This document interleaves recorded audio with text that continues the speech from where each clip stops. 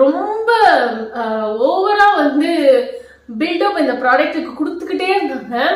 Literally அம்மாவே வந்து சொல்ல ஆரம்பிச்சிட்டாங்க, இந்த ப்ராடக்ட் அவங்க ட்ரை பண்ணி பார்க்கலாம் அப்படின்ட்டு. அந்த மாதிரி ஒரு ப்ராடக்ட் தாங்க இது.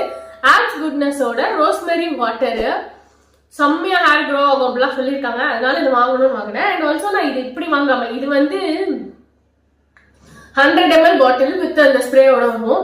சரி, அப்படி வாங்குறதோட கூடவே சேர்த்து இன்னொரு ஒரு 305 ml வந்து ரீஃபில்லிங் இருக்கிற மாதிரி இருந்துச்சு.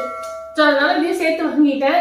ஏன் செஞ்சா நீங்க டெஸ்ட் தானே பண்ண போறீங்க, இப்பயே வா அப்படின்னு கேட்டா, இந்த மாதிரி எந்த விஷயமுமே வந்து ஒரே ஒரு 100 ml இது மிஞ்சி போனா எத்தனை நாள் வரும் என்னோட கெஸ் படி, நானும் அம்மாவும் யூஸ் பண்றோம் அப்படின்னா ஒரு 10-15 days வரதுக்கு வாய்ப்பு இருக்கு. அதுக்குள்ளலாம் பெரிய டிஃபரன்ஸ் தெரியும்ன்ற நம்பிக்கை எனக்கு இல்லை.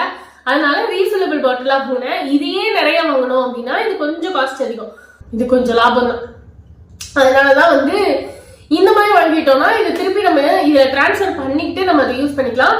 ஸோ தட் நமக்கு வந்து ஒரு ஸ்ப்ரே பாட்டில் போதும் இல்லையா அப்படின்றதுக்காக நான் வாங்கியிருக்கேன்.